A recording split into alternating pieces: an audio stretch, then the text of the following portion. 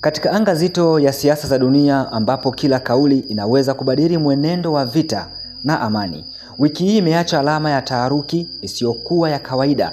Mazungumzo ya kusitisha mapigano kati ya Marekani na Irani yameonekana kuyeyuka kabla hata yajaanza rasmi, yakiacha mshangao, hasira na hofu inayozidi kuenea katika Mashariki ya Kati na masoko ya dunia.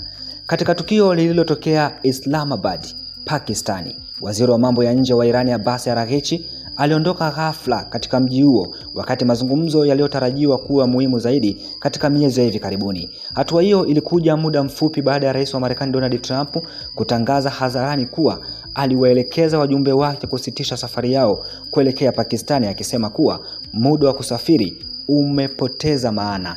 Na hapa namnukuu, "Kama wanataka mazungumzo wapige simu tu," alisema Trump. Aliandika katika mtandao wa kijamii, kauli iliyochochea mjadala mkali wa kidiplomasia duniani. Aliongeza kwa kejeli kuwa muda mwingi unapotea kusafiri, kazi nyingi sana, alisema kiongozi huyo. Kauli hizo zimeweka doa jipya katika juhudi ambazo zilikuwa zimeanza kuonekana kama mwanga mdogo wa matumaini baada ya mazungumzo ya kihistoria kati ya Marekani na Irani mapema mwezi huu yaliyofanyika kwa njia ya moja kwa moja kwa mara ya kwanza baada ya miaka mingi. Mazungumzo ya Islamabad yalitarajiwa kuwa mwendelezo wa kile kilichoanza kama hatua ya kihistoria kati ya pande hizo mbili, lakini badala yake yamegeuka kuwa mfano wa wazi wa jinsi imani kati ya mataifa hayo ilivyo dhaifu. Vyanzo vya kidiplomasia nchini Pakistani vilithibitisha kuwa Araghchi aliondoka jioni ya Jumamosi huku akibeba ujumbe mzito kutoka Teherani kuhusu kile alichokita misingi ya lazima ya kusitisha vita kabisa. Katika taarifa iliyochapishwa baadaye kwenye mitandao ya kijamii, Araghchi alisema, na hapa namnukuu, "Tumewasilisha msimamo wa Irani kuhusu mfumo unaoweza kufanikisha mwisho wa kudumu wa vita. Bado hatujaona kama Marekani iko tayari kweli kwa diplomasia," alisema kiongozi huyo. Hali hiyo inaonyesha pengo kubwa kati ya pande hizo mbili, hasa kuhusu masuala nyeti kama mpango wa nyuklia wa Irani, usalama wa bahari ya Hormuz na uhusiano wa Teherani na makundi yenye silaha katika eneo hilo. Wakati mazungumzo ya kiyumba, jicho la dunia limeelekezwa kwenye Strait of Hormuz, njia nyembamba ya bahari inayopitisha karibu 20% ya mafuta ya dunia.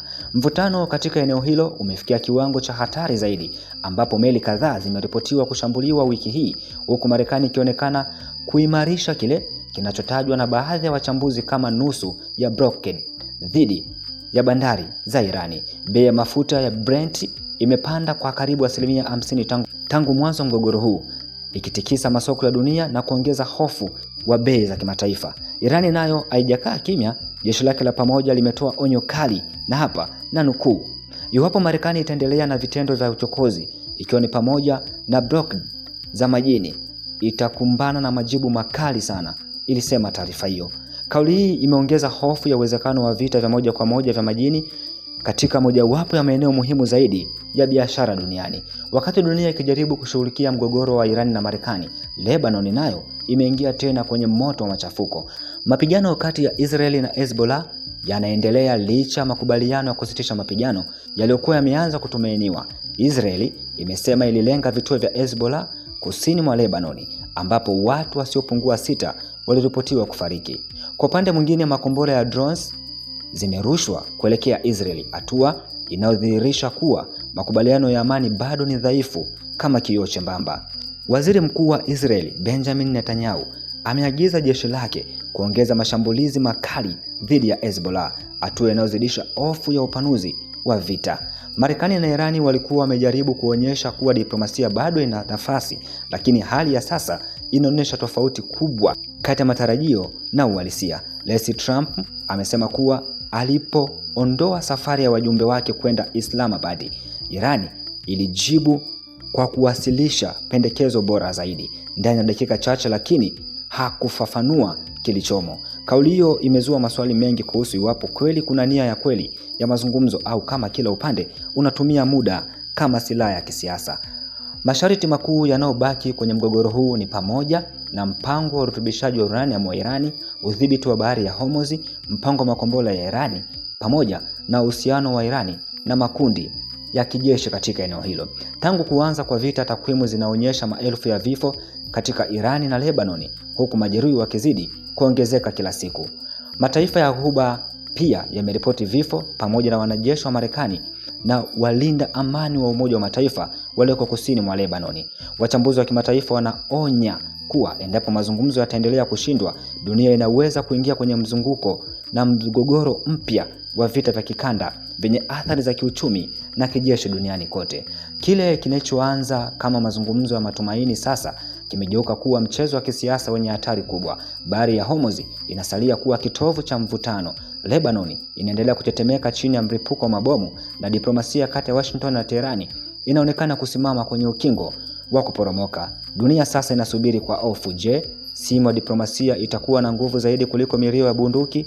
Kwa sasa jibu bado limefichwa katika moshi wa vita unaozidi kufunika anga la Mashariki ya Kati. Katika hatua nyingine, katika anga zito ya siasa za dunia ambapo kila kauli inaweza kuwa cheche ya vita au mwanga wa amani, makamu wa rais wa Marekani JD Vance amejikuta akibeba mzigo mzito na mkubwa wa kihistoria mabegani mwake, mzigo wa kujaribu kuizima vita inayotikisa Mashariki ya Kati, vita kati ya Marekani na Irani ambayo sasa imeingia wiki ya 6 bila dalili za suluhu ya kudumu.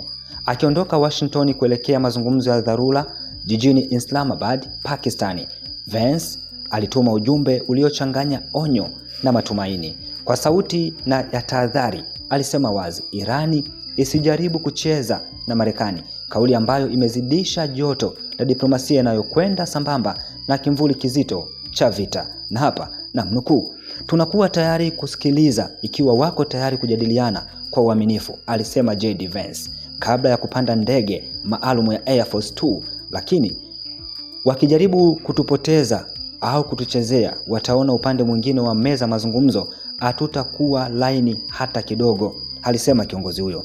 Mazungumzo haya ya Islamabad yanakuja wakati ambapo mapambano ya muda mfupi yakisitisha mapigano yako katika hatari ya kusambaratika. Marekani na washirika wake akiwemo Israeli wanasema Irani lazima ikubali masharti makubwa ya usalama, ikiwemo masuala ya silaha na ushawishi wa kikanda. Kwa upande mwingine, Irani kupitia spika wa bunge Mohamed Bagher Ghalbaf amesisitiza masharti yake lazima kuwepo na makubaliano kuhusu usitishaji wa mapigano ya Lebanoni na kuachiliwa kwa meli za Irani zilizozuiliwa kimataifa kabla ya mazungumzo ya kweli kuanza. Ni msimamo unaoonyesha pengo kubwa kati ya pande hizo mbili, pengo ambalo linaonekana kuwa ngumu kuzibika kwa maneno pekee. Moja ya vipengele vinavyochochea mivutano hii ni hali ya mlango wa bahari ya Hormuz, njia muhimu ya mafuta duniani. Kufungwa kwake kwa sehemu na Irani kumeitikisa uchumi wa dunia, bei za mafuta kupanda na mfumuko wa bei kuathiri moja kwa moja maisha mamilioni. Rais Trump ametoa kauli kali isiyo na kificho, na hapa namnukuu, Irani haionekani kuelewa kwamba haina karata nyingi. Wanajaribu kutumia njia za maji kimataifa kama silaha ya muda mfupi ya kushinikiza dunia, mwisho wa kunukuu.